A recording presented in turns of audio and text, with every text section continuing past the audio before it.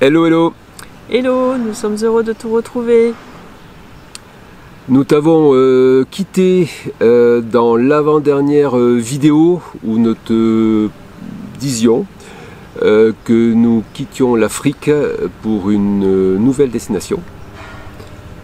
On t'explique tout après ces images de l'océan Indien où nous avons passé 15 jours. Nous avons passé 15 jours accompagnés de nos amis, Marc, Muriel bien sûr, mais aussi Philippe et Anne, et Édouard et Hélène et leurs enfants. Nous avons passé d'excellents moments en leur compagnie, c'est le petit clin d'œil au passage si on regarde cette vidéo, et on te fait découvrir tout ça.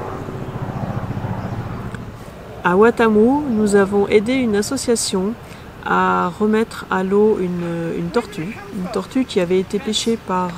non, qui n'a pas été pêchée, mais en fait qui a été prise dans les filets par un pêcheur. Donc les pêcheurs sont sensibilisés par cette association pour remettre les tortues à l'eau.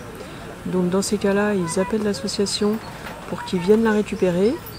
Ils font les soins nécessaires, ils la baguent et ensuite ils la remettent à l'eau. Et l'association c'est Turtle Watamu Watch. Watamu Turtle Watch. Où je l'avais dans le désordre, effectivement, c'est Watamu Turtle Watch. Voilà. Et donc les pêcheurs... Alors petite précision, on a découvert cette association grâce à Édouard et Hélène qui sont allés visiter les locaux de cette association la veille.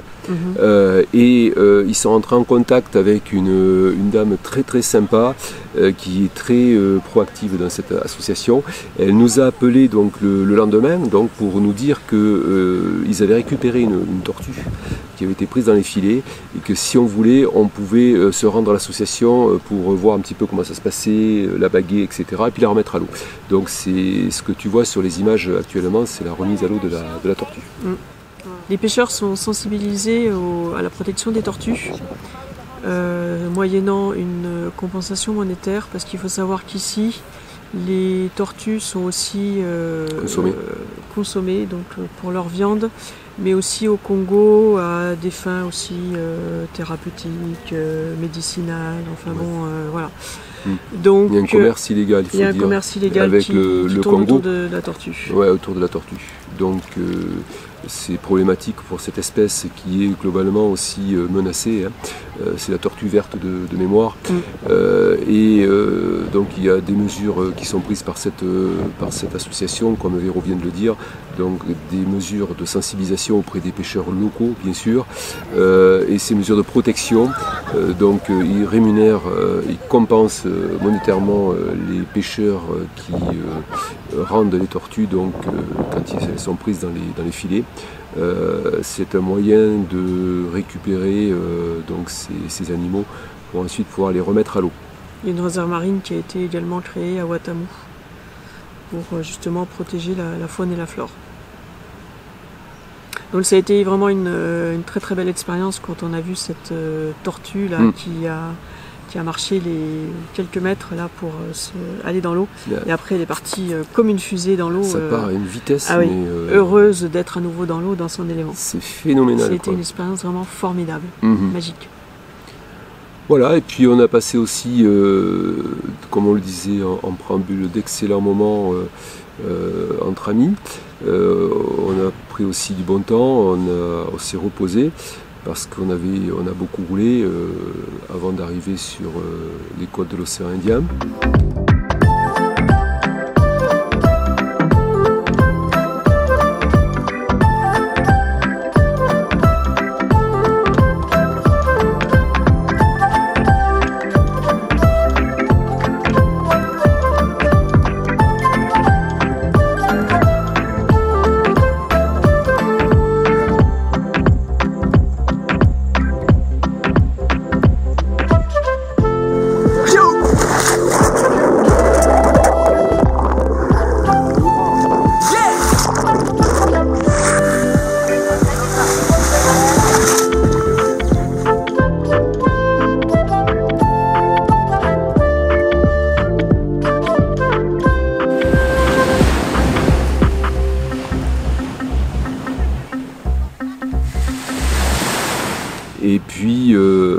l'expliquer ensuite On dans cette vidéo.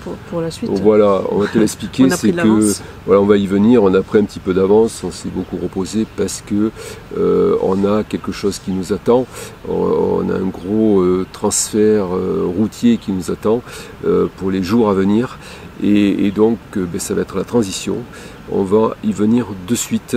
Pourquoi en fait aujourd'hui on te retrouve en Zambie? Alors tu vas peut-être te dire c'est curieux. L'avant-dernière vidéo, tu nous as dit que on quittait le continent africain, que c'était terminé. Oui, c'est terminé. C'est toujours d'actualité. On va quitter l'Afrique pour aller sur un autre continent. On t'en dit pas plus parce que avant de quitter l'Afrique, on a quand même une grosse partie à retraverser. Pourquoi? Alors pourquoi?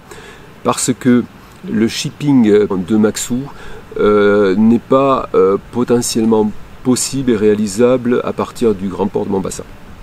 Enfin, il est réalisable, on va expliquer. Pour là où on veut aller, voilà, il est réalisable, mais c'est beaucoup plus cher que là d'où on va partir. Il y a deux paramètres à ça qui pilotent. Il y a le paramètre économique. Et après, il y a le paramètre sécurité, on va dire. Sur Mombasa, on n'a pas rencontré de personnes en qui on pouvait avoir réellement confiance, donc un transitaire et un interlocuteur qui pouvait nous apporter certaines garanties quant au shipping de Maxou vers cette nouvelle destination. Ça a été réellement un gros problème. On n'a pas trouvé donc de transitaire ici, de personnes, et on n'a pas trouvé non plus le relais sur la nouvelle destination au départ de Mombasa. Donc ça nous a beaucoup questionné et ça a pris beaucoup de temps et on va le décliner aussi après et l'expliquer pourquoi. Ça c'est le premier paramètre. Le deuxième paramètre, c'est un paramètre budgétaire et faire shipper de Mombasa, ce qui est tout à fait possible. C'est moins facile parce qu'il y a moins de rotation, mais c'est quand même possible. Faire shipper de Mombasa, il y a un coût non négligeable au vu de la nouvelle destination. Donc ces deux paramètres ont énormément pesé dans la balance du choix, du départ en fait, du lieu de départ. Et c'est la raison pour laquelle aujourd'hui on se retrouve en Zambie puisque on est en train de circuler, de rouler vers, je dirais, ce qu'on va appeler la destination technique, ce qui est la destination de départ de shipping de Maxou.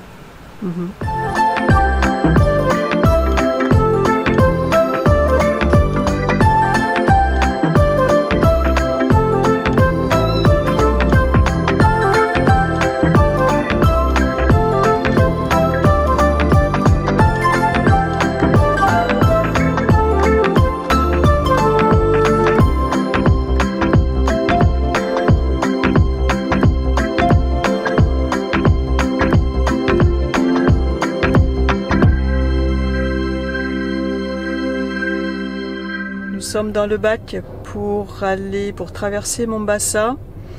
Il n'y a pas de pont à cet endroit-là, donc il y a des rotations de bac. Il y en a au moins 4 ou 5 qui font la navette. C'est quand même assez rapide. A priori, d'après ce qu'on nous a dit, il y a 500 000 personnes qui passent chaque jour. Donc nous avons pris la décision de redescendre en Afrique du Sud pour faire shipper Maxou depuis Durban.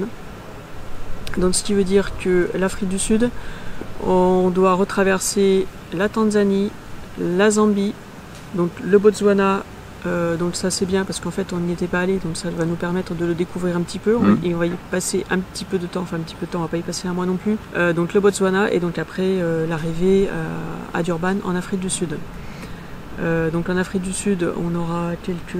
Ça représente quand même beaucoup de kilomètres tout ça, hein? Oui, quelques kilomètres, donc 4 frontières à passer. 4 pays. Oui, 4 pays, 4 frontières, 5200 km au total. Pas forcément avec de la très bonne route tout le temps. Tu vas le voir sur les images. Hein. Et donc des tests PCR à faire, bien sûr, des visas encore à acheter. Enfin, voilà, beaucoup de tracas administratifs. Quoi, tu dis ? Une mauvaise expérience, une sur le nombre de jours que l'on a passé en Afrique, c'est pas énorme. C'est énervant, c'est vrai, parce que 4 heures pour avoir une signature sur le carnet. C'est pas une signature, c'est ils nous ont réclamé des taxes. C'est un peu pénible. Qu'on n'aurait pas dû donner puisque c'est une. Je suis d'accord. La frontière qui a pas mal fait son travail. Donc tu es très énervé. Alors le transfert par la route, comme vous a dit Véro, on a essayé de trouver des solutions techniques pour que on ne passe pas trop de temps sur la route et puis aussi qu'on ne soit pas dans l'obligation de réaliser plusieurs tests PCR. Donc on a réalisé un test PCR au Kenya, sachant qu'il a une validité de 72 heures. On a traversé la Tanzanie en 2 jours.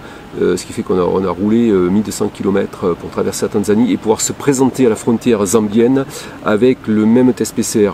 Et puis, oh surprise, à la frontière zambienne, finalement on n'avait pas besoin de test PCR parce qu'il suffit d'avoir un schéma vaccinal complet, ce qui est notre cas. Donc on a pu rentrer sans test PCR.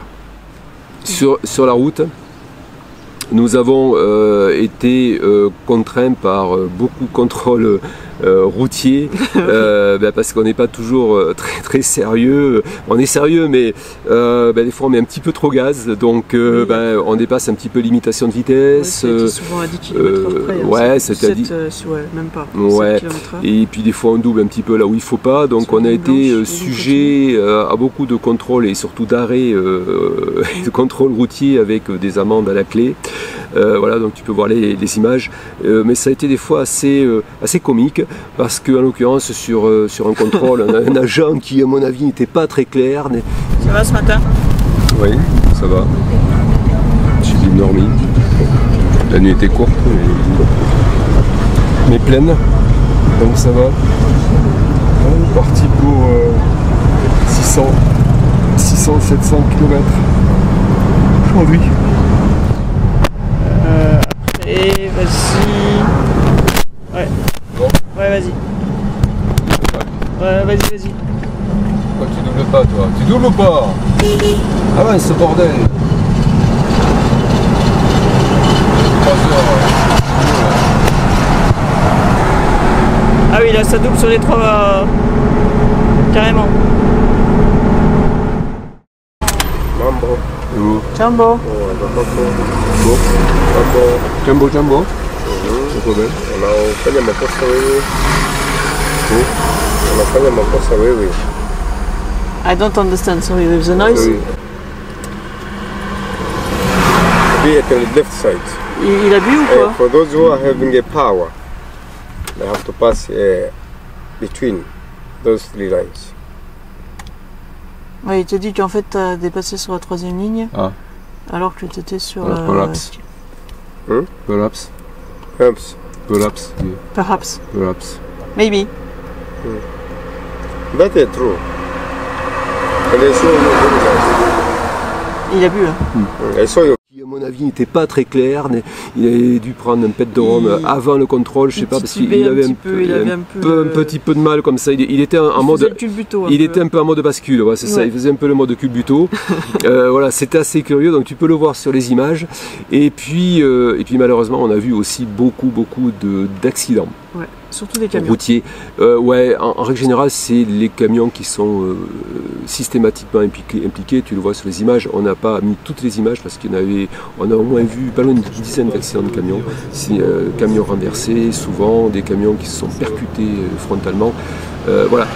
Donc ça, pour nous, ça nous fait un petit peu peur parce que on estime, je crois qu'on l'avait déjà dit dans d'autres vidéos, c'est le risque majeur ici en Afrique, l'accident routier. Parce qu'on parle du risque animalier, il existe effectivement le risque animalier dans les parcs ou en dehors des parcs, mais pour nous, c'est ce qu'on pense que le risque majeur, c'est l'accident. Voilà. La bonne surprise, c'est qu'en Tanzanie, nous avons traversé une réserve et on a eu l'occasion de voir des animaux. Et en fait, on en a vu beaucoup plus que dans certains parcs que l'on a fait, où l'on a fait un safari. Donc ça c'était vraiment génial. Mais c'était la surprise parce que la route en fait traverse la réserve, hein, on s'en est rendu compte, oui mais on ne le savait pas quand on l'a fait, on ne le savait pas, on s'en est rendu compte, à dire oh mais il y a un éléphant qui traverse la route devant le camion. Éléphants, on a vu des éléphants, girafes. Des zèbres, des gazelles, Thompson, voilà, on a vu. Ouais, ça c'était vraiment la bonne surprise. Ouais, c'était chouette, ça faisait longtemps qu'on n'avait pas vu nos amis.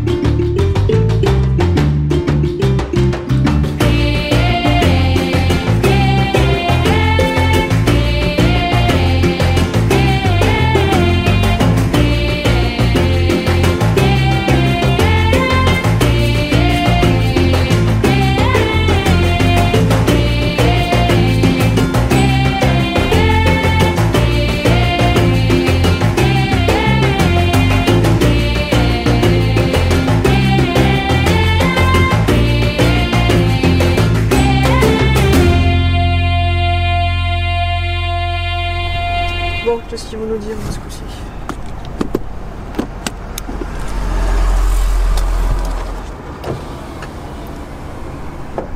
How are you? Fine. You know Swahili, you know? Swahili? Ah no, You don't know? no Swahili. Only French. French? Francais. Français, yes. But English, A little. kidogo. License? License? Yes. J'espère que tu vas pas me la prendre. Tu vas pas la garder.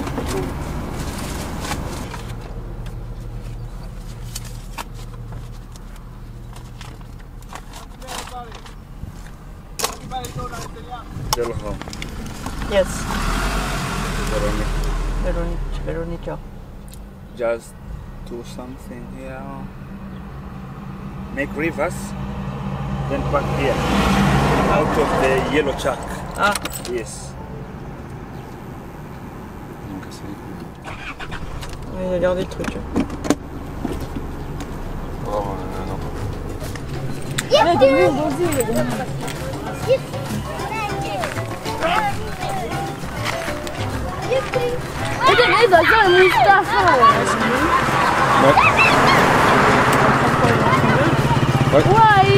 Il faut que tu négocies. Hein. Ah, yes. Ok. Yes. Celui-là, il est joli. Ouais, faut pas faire travailler le même. Il est joli celui-là.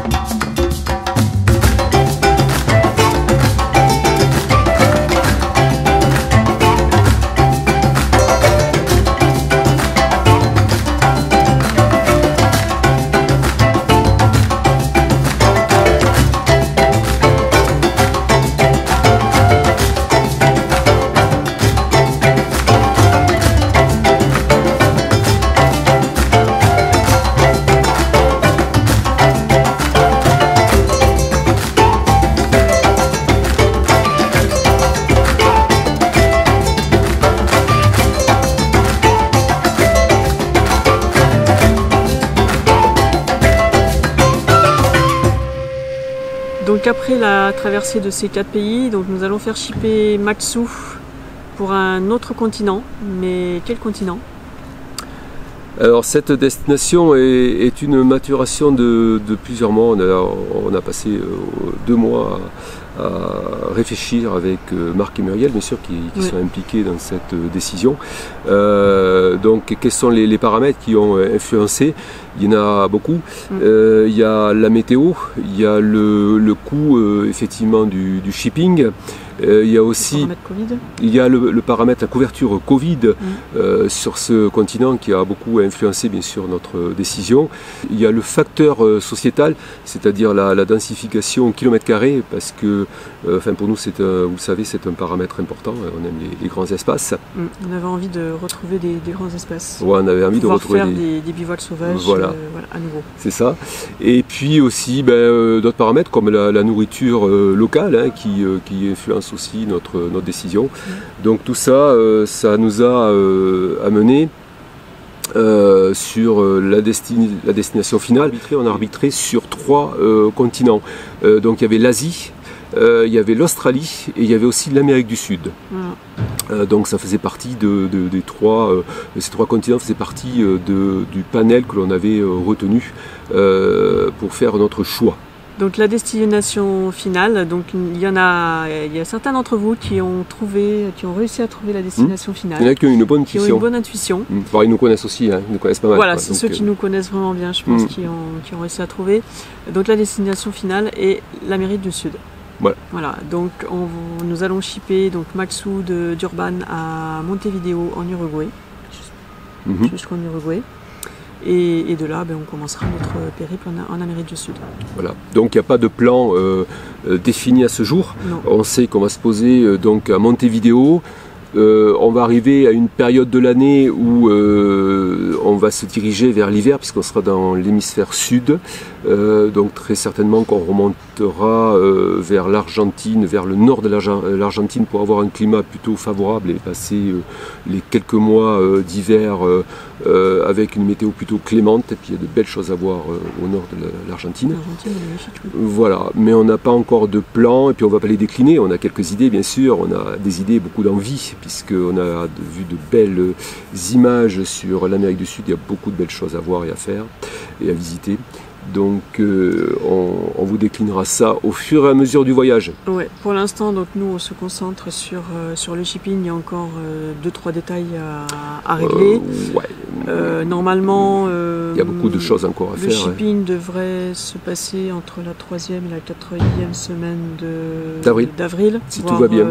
Vraiment tout début mai. Oui. Maxou devrait partir. Voilà, donc et puis normalement ça prend entre 30 et 40 jours pour la traversée. Oui. Donc on espère au mois de juin être là-bas, sur place. Début juin, débuter une nouvelle aventure sur le continent sud-américain. Voilà. Voilà, tu connais la destination finale. Donc pour nous maintenant, on se repose un petit peu en Zambie. Nous sommes à Livingstone, donc on va essayer d'aller revoir les chutes, les chutes Victoria. Elles sont magnifiques. En plus là, c'est la fin de la saison des pluies, donc elles vont être encore plus énormes que la dernière fois. Oui, il doit y avoir beaucoup de débit. Et puis voilà, donc on se repose 2 jours. On fait cette vidéo. On poste la vidéo et normalement samedi on repart sur la route pour la traversée du Botswana et de l'Afrique du Sud. Bon, cette frontière, ça s'est super bien passé, donc la Tanzanie-Zambie.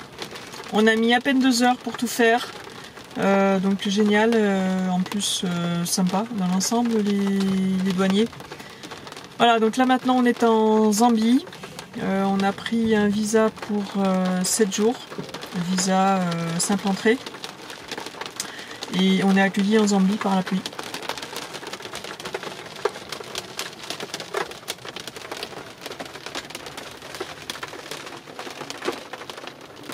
Domi est à l'ATM pour retirer de l'argent. On a droit à 4000 kwacha maximum, ce qui fait à peu près dans les 160 €. Et puis après, comme c'est dimanche, ça peut être évident, on va essayer de trouver de l'airtime. La carte SIM, on l'a déjà, enfin pour la recherche. Et comme ça, on aura un peu de communication, parce qu'on était 2 jours sans com, mais c'est pas mal aussi, c'est bien d'être déconnecté. Voilà, et là, on va se poser assez rapidement. parce que ça fait 2 jours qu'on se lève à 5 h du matin. Hier on a fait 700 km, aujourd'hui on avait pratiquement 400 km à faire. Et là on a vu un camping à 50 km, donc, et puis la route est pas très bonne a priori. C'est ce qu'on a pris quand on est venu de Zambie en Tanzanie la dernière fois, l'année dernière, et elle était très mauvaise. On a fait 50 km, il va peut-être pas nous falloir une demi-heure. Je pense qu'une heure et demie, on va voir comment ça se passe. Si en plus il pleut, ça va pas être facile, plus les camions, la circulation.